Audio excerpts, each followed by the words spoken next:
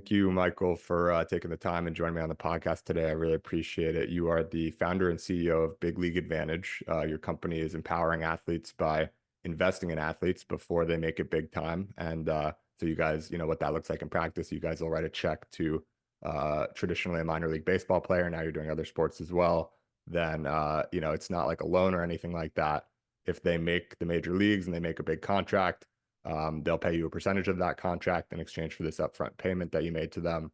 But if they never make it, they never have to pay back a cent. So it's a really interesting model. I think it's very empowering for these athletes.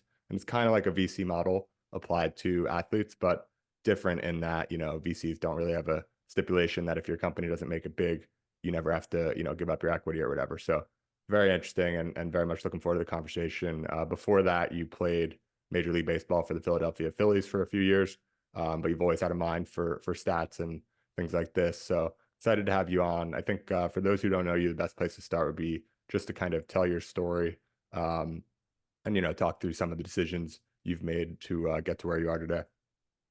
Sure. Well, thank you again so much for having me. It's an honor to be on this podcast, and I'll take you right from the beginning. So, growing up, I've always had a passion for sports and mathematics. I went to the University of Virginia and took some very high level, stat courses there. Intern at a hedge fund one summer, but my dream was to play baseball. Yeah, that was everything for me.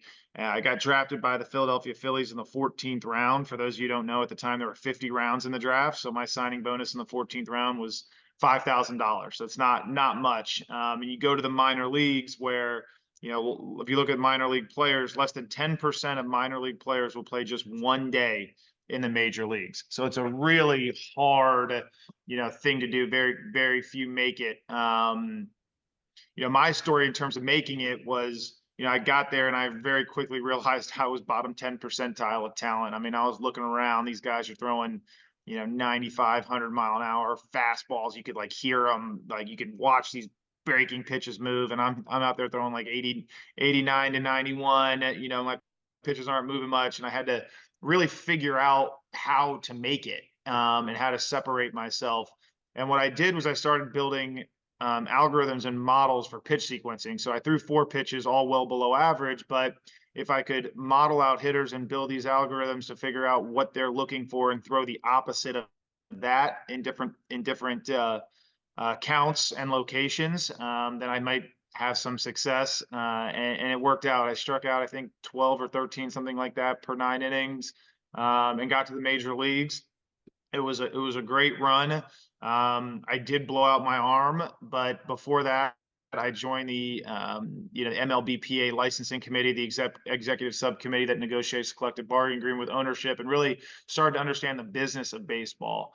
After I got hurt, it's a really tough thing getting hurt as a player and having like your career flash before your eyes. Like there's my first thought. I can probably remember I'm maybe 5, 6 years old. I mean, all I want to do is be an athlete, right? And then just one day, like bang, snap, and it's all gone. Like there's an old saying, like athletes die twice: once when their career ends, and then obviously when they actually die. And that was true for me. I fell into a little bit of a depression, maybe a little bit more than a little bit, if I'm being honest. And it wasn't until I give my wife a ton of credit, kind of pulling me out of that and like, what are we going to do next, after baseball? And I saw again all these players, 90% of them aren't going to make it, that are going to end up. I was fortunate to play a little bit in the major leagues, but most don't, right? And it's a very small difference between making it and not making it. And my thought process was, how can we help some of these players, if they want the help, get there and achieve their dreams of being a major league player? And I think financially, there's a huge component to that, financially plus a network. So my thought process was, how do we help empower these athletes from a financial perspective, a network perspective, to help them get to the major leagues and be as successful as possible, when they get there? And that's when I started doing the model building for what would become, the core of BLA. So we build these algorithms to predict which of these 7,000 minor leaguers will make it, to what degree, and then we do an investment based off that. This is very similar to, as you just brought up, like the VC world. you're doing all this analysis on a company and deciding how much that company should be valued or worth. And when there's a good price, buy. And if not, you make a different decision there. But yeah, that's the same model. So we built this out. We offer players deals as little as 1%. So we offer a player, here's X amount of dollars in exchange for 1% of future earnings if you make it. As you said, if you don't make it, get hurt, anything happens, you keep all the money.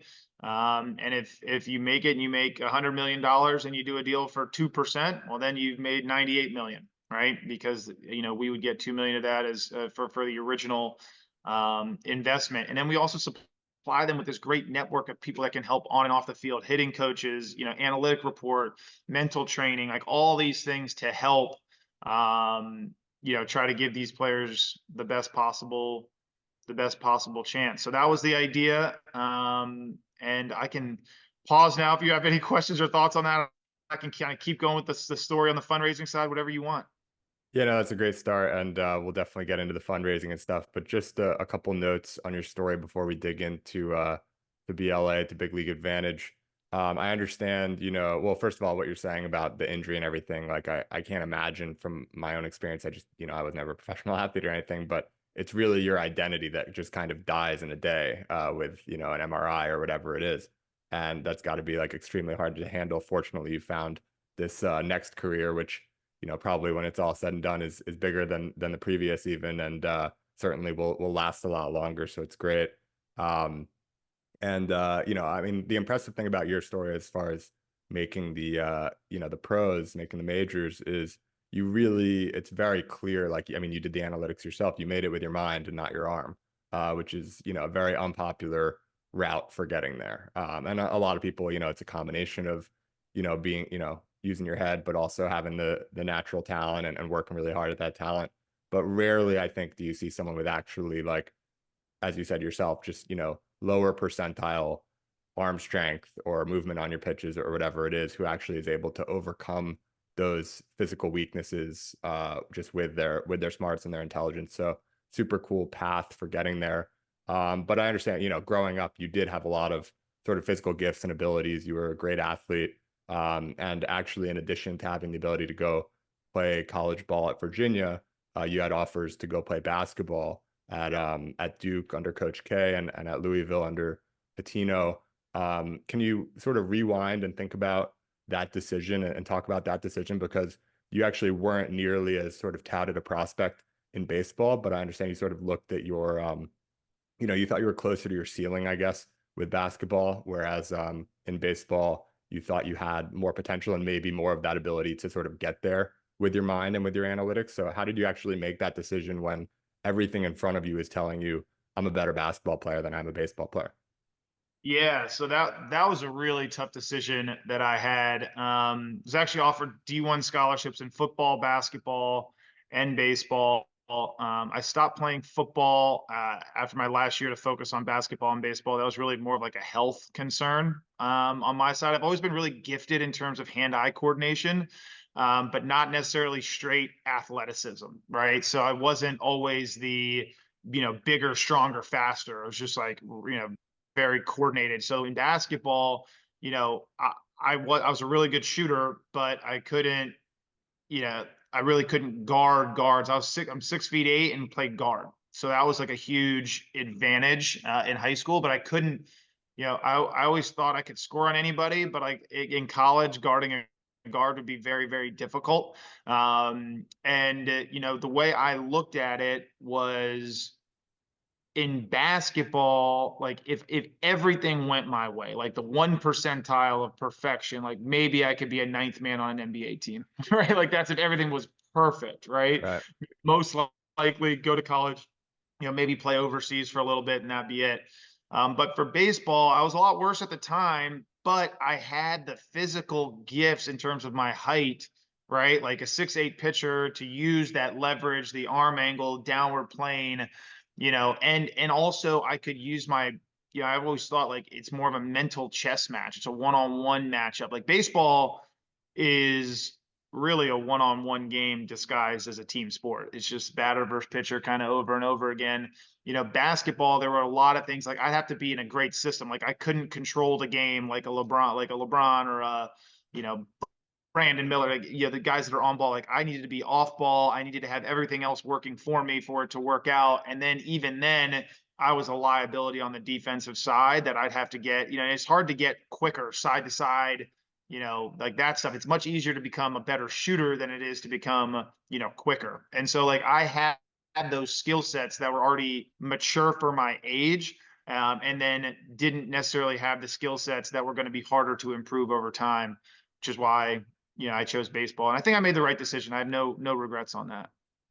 Yeah, no, it makes total sense. And so fast forwarding a bit to post Philly's career, going and starting BLA, coming out of, pretty rough time in life post injury and deciding, this is your next step. Talk through like the initial stages of actually like convincing people that this was a good idea, raising your guys' first fund before you actually were able to do it and have proof points. How did you go about, turning this vision into a reality? Yeah, so it's a long, I started the model building in the end of 2013, early 2014, for this. And I think when you start something, and the model building took me about, I mean, I was going 14, 16 hours a day for over a year on this stuff. I mean, it was a lot. The guys that we have over 50 people now at BLA and a lot smarter than me, they could have probably done what I did in a year in like 2 weeks. But it was just me at the time. And I didn't know a lot of these like machine learning techniques and all that kind of stuff, which I can kind of get into a little bit later. But the idea when you have a mission and like people say, what's your why? Like you can get pretty obsessed and want to do this. And like my thing was, how can I, again, like when you have this idea of how can you help people fulfill their dreams, right? Like it's this gigantic win-win scenario. That made me feel really good. And I again became obsessed with it. So after the model building process, I was like, I saw what the models did. And after it came out again after over a year, I'm like, this is crazy. Like the predictive nature of these models was really better than I could have imagined. But that's a big difference between getting that and then getting fundraising, right? So here I am at 28 years old as a former athlete, never had a real job in my life, trying to start a company and raise $25 million on an idea that had never been tried before. Like it was not the easiest thing. And just like anything else in life, like just like baseball, it's like you got to find a way, right? You can either quit, you can make excuses and you can go home, or you can give it every shot that you have. And that's what I did. It took me several years to do this. Like I went broke. I moved in with a 1-year-old into my parents' basement, like that in order to do this. But I kept taking meetings, and again, I got to give my wife some more credit here. It's like, look, like I could quit this and like coach high school baseball, right? Or I can kind of keep going with this. And she's like, you'll never regret it if you don't keep going with this. Like you love this. This is, your passion. Like keep going. We're not materialistic people. Like we're fine. And like that level of encouragement was huge. And then finally got a break, man. I mean, I went, in 2016, got the first investment. And what that first one is really hard for entrepreneurs listening out there. Like if you're starting something new, that first one's really hard. I would say, after the first one, the net filling out the fund is probably easier than just getting the first one of size. And so we got that first investment from a group called Tiger 21, which is a investment group, or like a group that meets in all like the major cities, and some pretty like high level people there. That was great. And then met, Bill Miller, who was formerly like the Legg Mason guy, awesome guy. And he wrote a really big check into the fund. And like, he's known as one of the best investors on the planet. And like, once that happened, we were able to fill that fund out. But this, took me, years from once the model was done to getting the business plan, creating the financials, going to investors, getting told no over and over and over. I mean, it's you have to have a little bit of irrational confidence to do this. Like if you're trying to start anything new, you kind of have to, believe it to a degree that's almost illogical, to do it. But again, I had that belief. I saw the model, and because you're doing it for the right reason, you're doing it to help out people. I think like somehow cosmically in life things work out for you. And I caught a lot of breaks, and we were able to raise that first fund.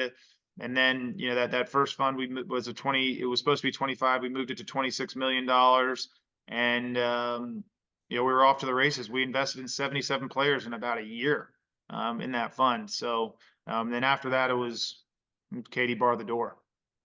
Right. So, I mean, I love what you said there about having to have that sort of irrational belief up front, which must have been kind of difficult for you as like such a rational sort of numbers guy. Like you can sort of run the numbers on your probabilities here, and like things aren't looking great, but you just keep going nonetheless. I think it's that combination of that irrational belief and having sort of a real mission where you're not just, doing it for the money or something. You were a player yourself, you were in the minors, you knew what you were sort of facing, and if you could basically what you guys are doing here. I mean, I think people overlook like, Big League Advantage has had some sort of like, unfair, in my opinion, controversies when it comes to like press coverage and stuff, where people look at, the big winners that you guys have hit and they're like, okay, this guy got a few $100,000 or whatever early in their career. And then they go and sign a tens of millions of dollar contract, and Big League Advantage makes, 50x or whatever on their initial investment in a matter of a few years. And that's like, oh, that's like too much money. Like that was a bad deal for that player.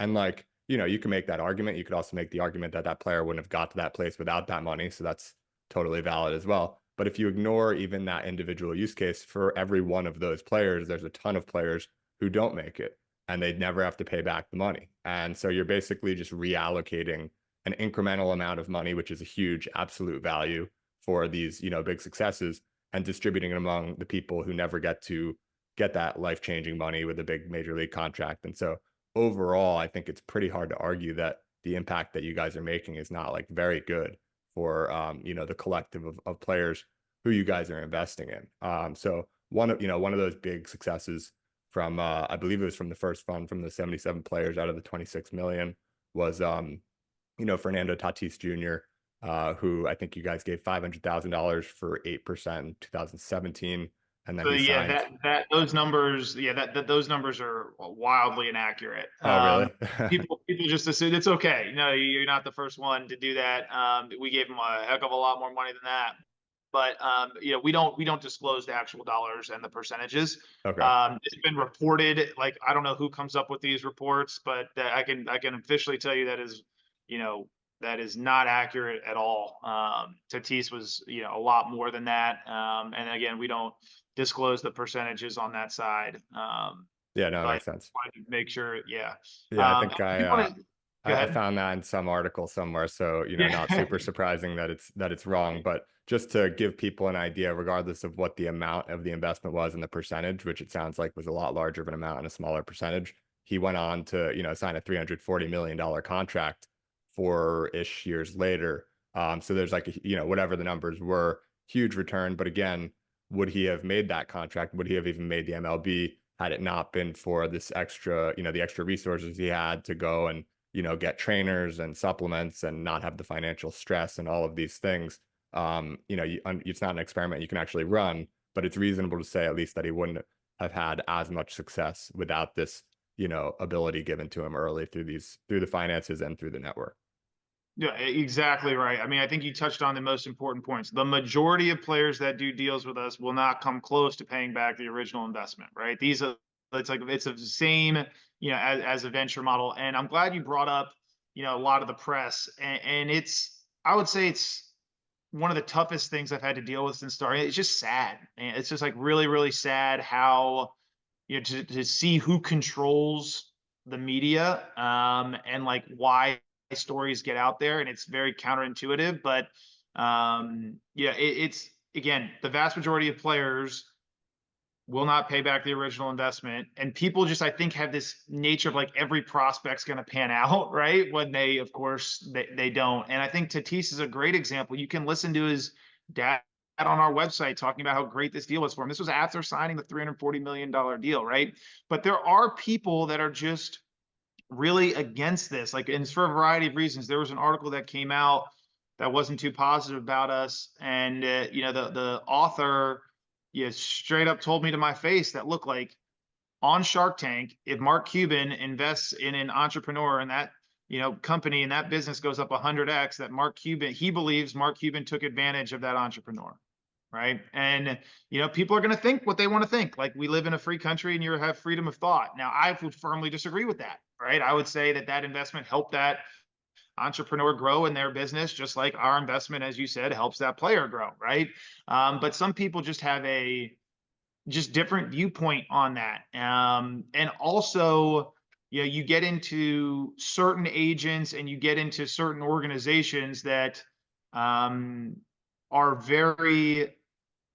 that have different views and different personal goals. Like, so for example, like from an agent standpoint, if every player did a deal with an agent for life, right, had the same agent, they could never switch, every agent would love what we do, right? Because we help players make it and therefore agents get more money. The problem is agents have to re-sign a player every single year.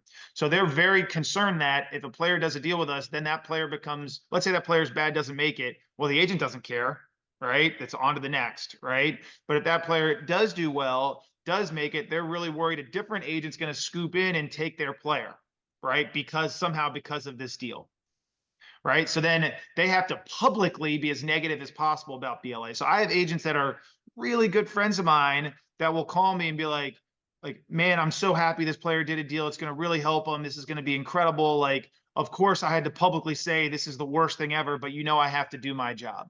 I'm just sitting here like, that's not fair to the player, but it is, everyone's got to make a living and everyone's got to do their own thing. And you got to, do that. That's fine. But then again, like, who controls the media but the agents, right? If you're a media reporter for the Washington Post or wherever, and you want to get a scoop, right, of like what free agent's going where, who do you call? You call the agent. So you have to have the good relationship with the agent. And so you're going to write what the agent wants you to write instead of the truth, right? Instead of, having a real conversation about what these deals do and how they affect the whole. We have 630 players.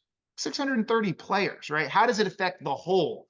Not just how does it affect the one or the very few that make it and are great. I think that's the conversation, we need to have. Right. And then so regardless of this, unfair treatment by the press, and hopefully we do a little incremental work to counter that with this podcast. But how do those early conversations with the players go? Especially, maybe they've changed a little bit now. Probably mostly the same, but in the early days, like Fund One, very new concept, no proof points to point to, similar to when you were raising money, but on the player side. There's a range of players too. There's like, there's Tatis Jr., who like his dad was a pro player. And so, presumably there's like a little less of a financial urgency there versus someone who is coming from no money, who maybe has even a lesser chance seemingly of making the league, but you guys, do your analytics and you think they've got enough of a chance to be worth a bet. How do those early conversations go? What's like the spectrum of responses that you guys get? Yeah, it's the same as real life, right? Like when you're an entrepreneur and you're starting a business, there's some people that have no money and there's some people that have millions of dollars, right? But you still would like an investment, right? For a variety of reasons. It's the same as baseball, right? There are some players that, are working off-season jobs. Like that's what I had to do. I babysat, I ref basketball games. So now all of a sudden, if you get an investment, right, maybe you can spend more time doing that. Or not doing that, excuse me, not doing that, and instead training, right, to help improve your game.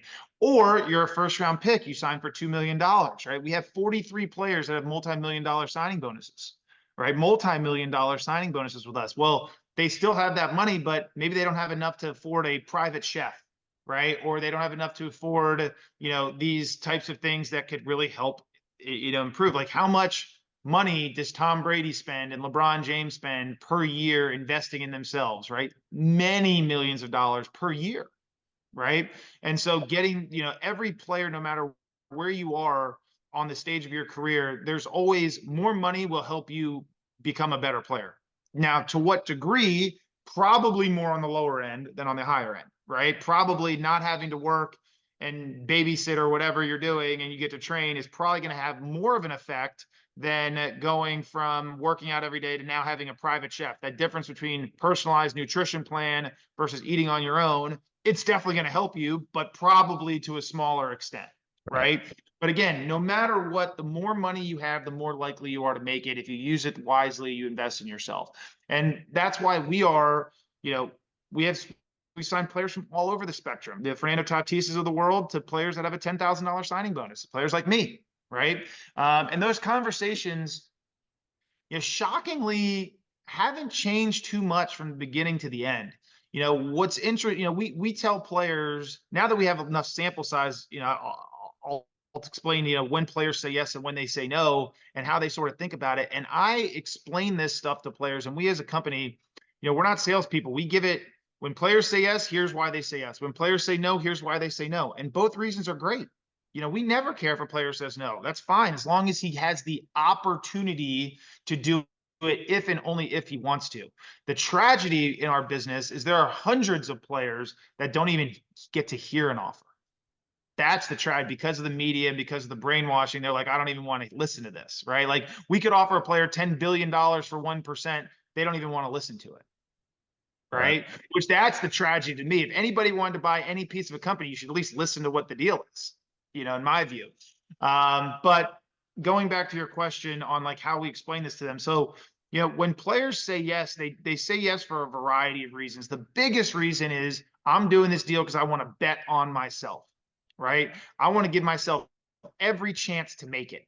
And I think that's a big misconception. Like, I think the public thinks that, oh, doing this deal, players betting against themselves, that's crazy. Like, every player, by the way, if you guys don't know this that are listening, there's 7,000 minor leaguers, less than 10% play one day in the major leagues. They all think they're Hall of Famers. There's no player that's like, oh, I'm not very good, I'll do this deal, right? So they all think they're going to make it. They all know in their heads they're going to pay back 100x of what they get. Of course, it's not the case, but it's the same with every entrepreneur. Right? Every entrepreneur that has a small company, they all know they're going to make it. They all know they're going to be the next billion-dollar company, whatever it is, right? But of course, realistically, the vast majority won't, right? And so what they say is, look, this deal is going to help. I'm betting on myself. This deal is going to help me make it. This deal is going to help me be great.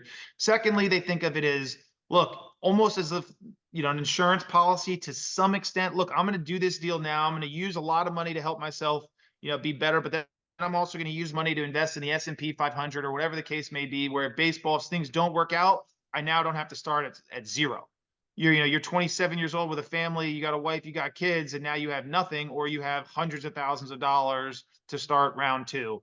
But lastly, business decision is the biggest reason players do it, right? In any business decision, there's two things. What are you getting? What are you giving up? And what a player says is, look, I'm getting, call it $500,000 now. Like, this makes me happier. This gives me a better chance to make it. And what I'm giving up, because the players know they're going to make $100 million, right? So I'm giving up 6%, call it. So what I'm giving up is $6 million.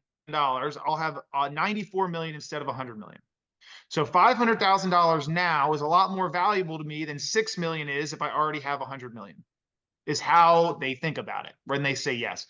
When they say no, it's a great reason players say no, and it makes a ton of sense. And they say, look, I think of it the opposite. I'm getting $500,000 now, and I'm giving up 6 million. I don't care that I already have 100 million. That $6 million to me is a lot more valuable than the 500,000 would be now.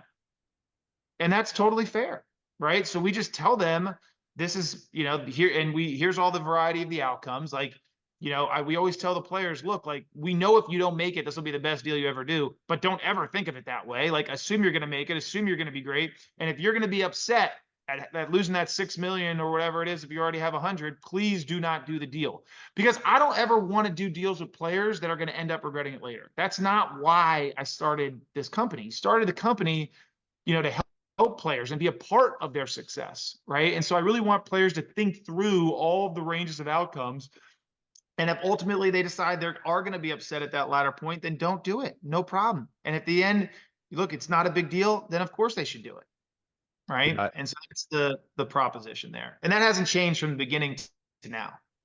yeah, I think it's pretty telling. I mean, regardless of all the media spin or whatever, you would expect with deals like this, to your point, there could be players, if you guys weren't, going and having these conversations the way that you are, if you were selling it a little more, you wouldn't be surprised to have players who later on they do make it and they do, regret it just because they didn't really know, they didn't fully, you didn't lay it out for them as clearly as you just did. And they might have been like, oh, well, I didn't really think about what would happen if I was successful. And in that case, you would have, presumably a lot of these successful cases like Tatis or whoever come back and, be speaking, badly about BLA in the future, but that's not the case at all. You can, for all of these media hit pieces or whatever, there's really no like first party accounts. I think I hesitate to even bring it up, but there was like one major league pitcher who I think brought a lawsuit on you guys. And then even he, like, it was pretty clear that he was kind of like pressured by other parties or something because he retracted it and then apologized and said how good BLA Yeah. actually like was for him. So the fact that you guys have had like, 600 athletes and you can't find one who has made it, or obviously, more obviously who hasn't made it, but you can't find one of any kind who comes and says, I really regret this deal. This was an awful deal, whatever. I think that alone is pretty telling. And it makes sense to what you said as well, where, there's like these two primary reasons why people are taking the deal. And if you sort of mix them, on the one hand, being like investing in yourself and, not having to do the babysitting or whatever, not having to do these side jobs in the off season and being able to train. And then you take the other one of like, having a little nest egg of, investing in the S&P in case, things don't work out, or if you do have a short career, whatever it might be. You sort of combine those along with what you said with like the sort of diminishing returns of, a private chef over grocery, healthy groceries is not going to make like as big of a difference as not having to work 20 hours a week in the off season to pay the bills. And so you might have players who sort of like, cut off that side job. So they're like, this is a huge value, but I actually don't really care that much about the private chef. Like I can sort of make my own food, or I have, significant other who's like a pretty good cook or whatever, cooks healthy stuff. So you have these people who then just have all of the control and all of the autonomy to take this money and do with it what they see best. So I think it makes a ton of sense from that perspective. And so you guys started with baseball. Obviously, we've been talking pretty exclusively about baseball thus far, but I think in 2018 you started modeling some other sports. I think football and basketball first and foremost, and you're starting to dabble with those sports as well. Can you talk about how your guys' sort of thesis and approach translates across sports? Because baseball has this history of being, I think, the most highly analytical because you said it's like a series of one-on-one matchups. It's just no one's moving all the time. It seems way easier to get really, really deep in the analytics and have them actually prove out than a basketball or a football. So how did you have the confidence that you could actually take this across sports, and how has that sort of translated to date? Yeah, sure. So yeah, we started modeling, as you said, January of 2018. Really getting the data in late 2017 to do football, basketball. We also now do hockey, but that wasn't early on. And so the idea was, I'm like, okay, I'm kind of looking at the landscape, and I think college athletes are going to start to get paid soon. Now, I had no idea it was going to be the NIL at the time, or like what mechanism was going to occur. But at some point, they were going to start getting paid. And if they did start getting paid, not really if, when they start getting paid, then essentially college football becomes the minor leagues for the NFL, college basketball becomes the minor leagues for the NBA. And so I wanted to be ready for when that happened. I was way off on time. I thought this was going to happen like end of 2018. It ended up taking several years after that for NIL to become a thing, but I wanted to be ready, right? And so we started building out these models. Now, we quickly realized in building out these models, they weren't as predictive as the baseball model because of how we were trying to model it. And so we brought on different people, tried a variety of different modeling techniques, where now our football and our basketball models are actually more predictive than our baseball model, Hmm. um, which is pretty wild. But it's a lot more of these machine learning type models where, again, 5-on-5, 11-on-11, every action that's happening on a court is going to affect a different action on a different side of a court, and all these different types of things. And so you have to really be able to capture all those interactions and all the possible variables that go into that. And so what we do for those sports is we essentially create, like, with every play, there's, what does each player do to help the offense on this possession or help the defense on that possession, right? And so, like, for example, if I'll give you like a quick example, like let's say a point guard has the ball, and generally speaking, a points per possession on average in basketball is 1.1 points per possession. And he dribbles, draws two defenders, passes it to a three-point shooter, a really good three-point shooter for a wide open three, but that guy dribbles in and dribbles off his foot for a turnover. So like any normal stat, it's a terrible play by the offense.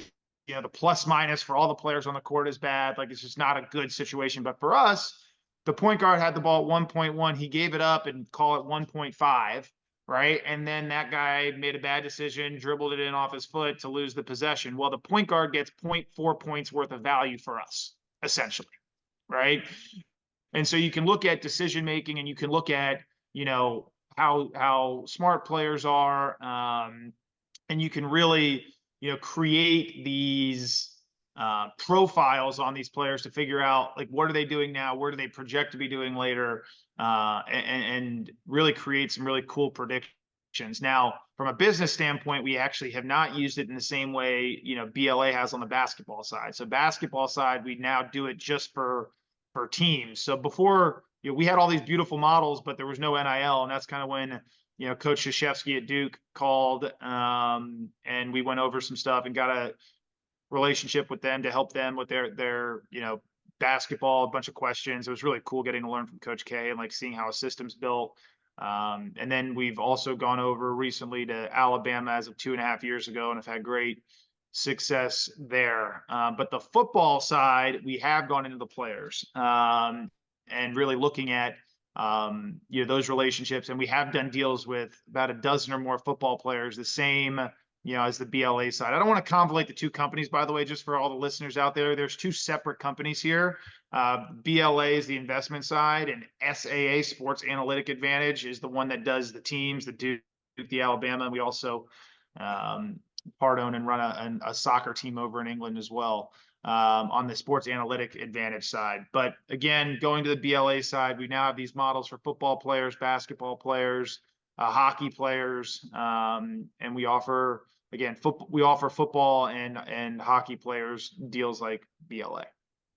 Right. So I have kind of a two-part question. One is at like a higher level, and then another more specific. So at a higher level, how do you determine, like, you know, you come up with these basketball analytics, and you determine like the business model you guys want to run there, at least for the time being, is to work with teams rather than go the players route. So how do you kind of determine the business model that you want to run in a given sport or in a given context? That's kind of the higher level question. And then the more specific, detail oriented question is like, with baseball, for example, there's like a couple of sort of key elements of the deal that I'm sure, you know, you didn't just come up with them randomly or arbitrarily. Like you designed the deal the way you wanted to do it. And I think one of those important pieces is that, you know, there's a floor. So if you don't make the, you know, make the big leagues or whatever, you don't have to pay any money. That's like not something that you had to do, but something that you decided was, you know, the best thing to do.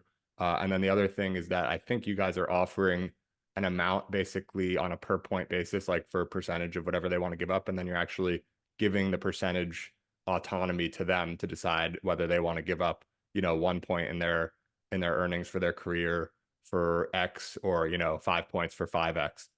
So, and maybe there's other dynamics, but to those two dynamics, so, you know, those would be interesting to hear you speak to. So the dynamics of the deal, and then the business model based on like the sport.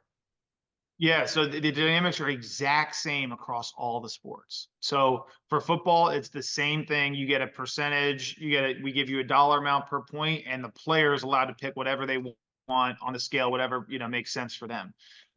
So we made it exactly the same structurally, for the minor leagues to college. So that's been really helpful, kind of creating that same structure. Now,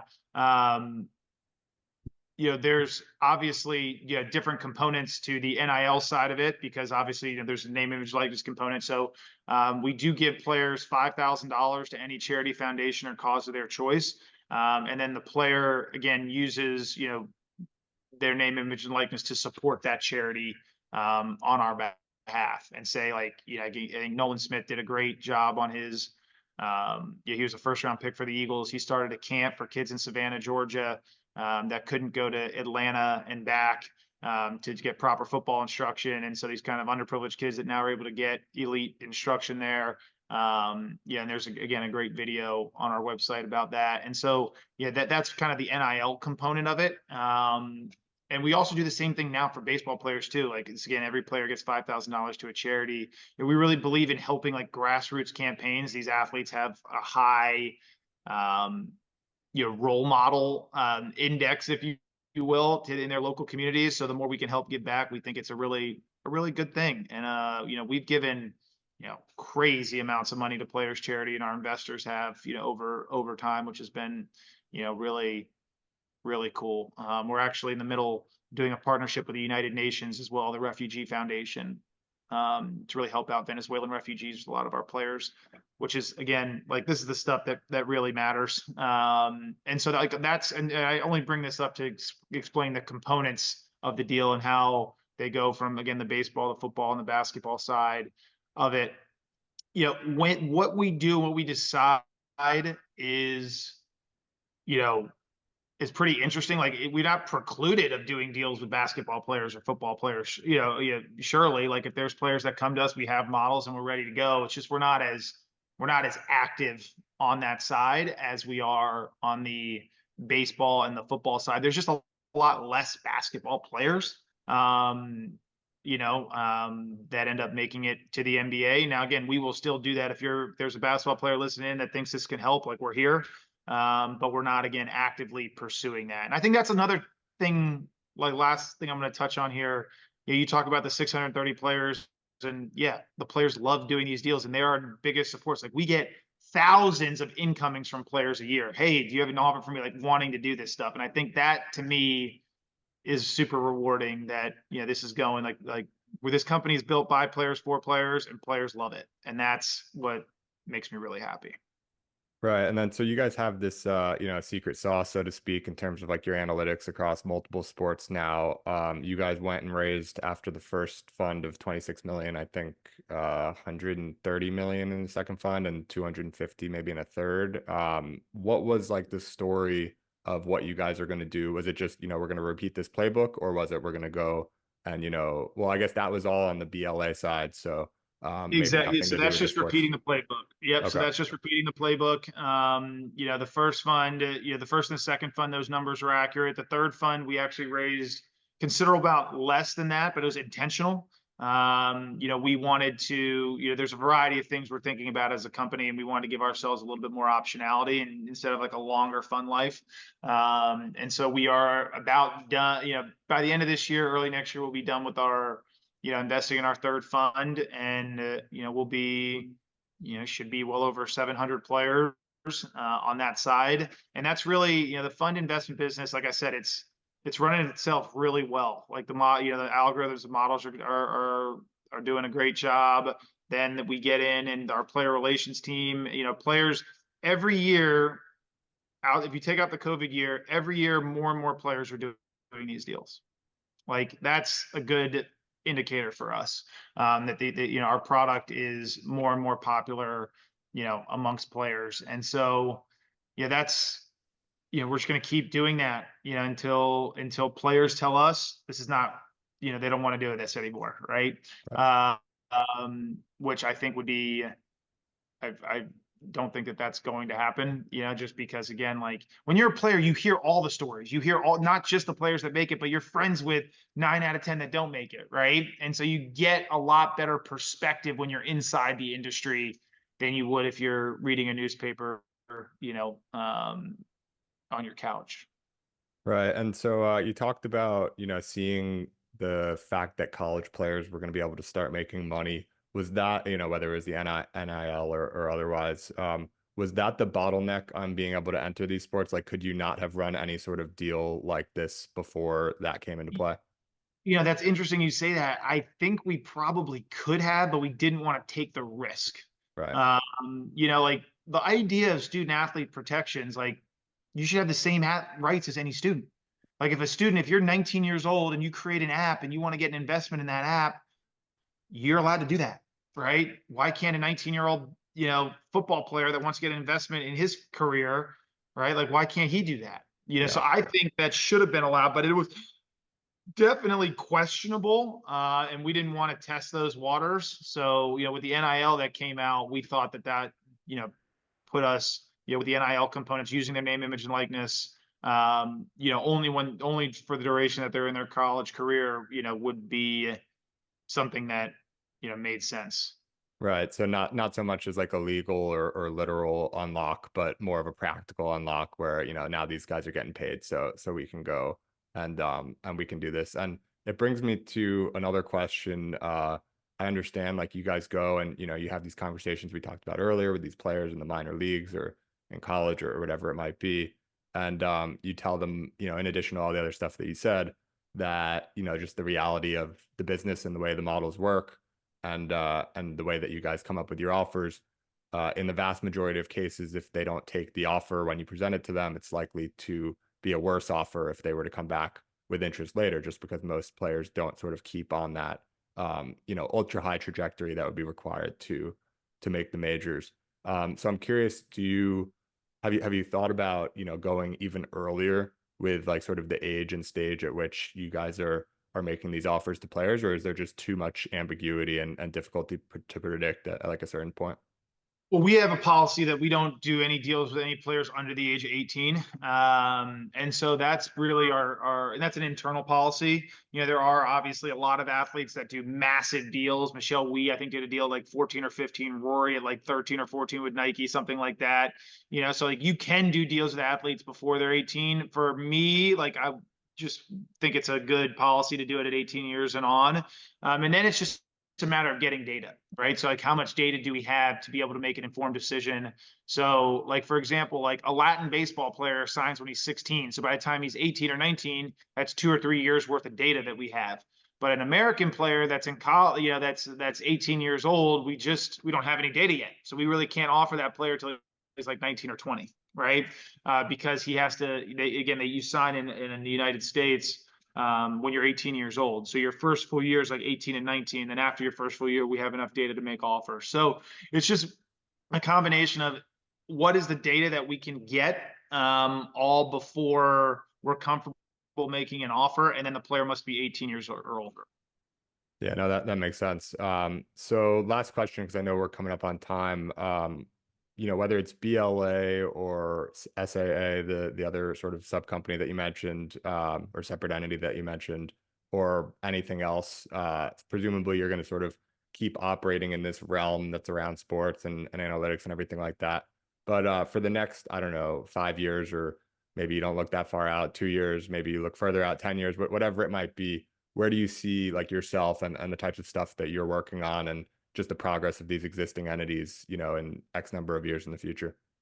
Well, my hope is that I can unlock something for people that are a lot smarter than me that can really take this model that's being used in sports and apply it, outside of sports. I think the best investments we can make as a society is investments in ourselves, right? And I think like the money gap between, we're seeing it, the middle class is being wiped away. We're seeing that, right? So the more and more we can get, people money to help invest, get well-off people to invest, money into people's and what they're trying to do in whatever aspect, whether it's music, whether it's art, whether it's doctor, whether it's a lawyer, so they can go to law school. Like this student loan stuff is wild. Like a lot of these aspects in life. I hope someone can take our playbook and apply it to other aspects of life. So that's kind of what I hope to see the next 5 plus years. For us as a business, I think you can expect us, our investment side, to keep growing, keep adding sports, and keep being here for players that think that this can help them. So I don't think there's that much growth on the investment side. We're just going to keep going. And on the SAA side, I think there's a ton of growth, a ton. Like we can, use our analytics, buying sports franchises, making them worth a lot more money, selling them, which is a European model. So, doing it that way. We can also really help teams in the NBA and the NFL, make more, make better decisions using analytics. And then also, the GM side. Like I wouldn't think it's crazy within the next year or two to take on, one school in the ACC, one school in the Big Ten, and one school in the SEC, and really be the GM for the analytics department and help their football program, basketball program, women's basketball, baseball, and hockey programs, and help them build efficient rosters. I mean, that's, tooting our own horn here in Alabama. Like they had very little NIL money. They had nobody coming back on their roster, except for outside one of their top 7 scorers was coming back. We built a team there. Obviously Oates runs that whole program, but we, assisted him to find guys. Like their starting lineup essentially was Hofstra, Cal State Fullerton, Ohio University, North Dakota State, and Wofford. And they got to the Final Four last year, all because, a combination starts with the models being able to identify these players and their chemistry and how well they're going to play together. Then the coaching, Coach Oates and his staff does such a great job, player development, putting all the players in the right spots with a beautiful system there. And then you get to the Final Four, and there's like, we can really do that in the professional sports as well. So I think there's going to be a ton of growth on the SAA side. And again, the BLA side, we'll do as many deals as players want us to do.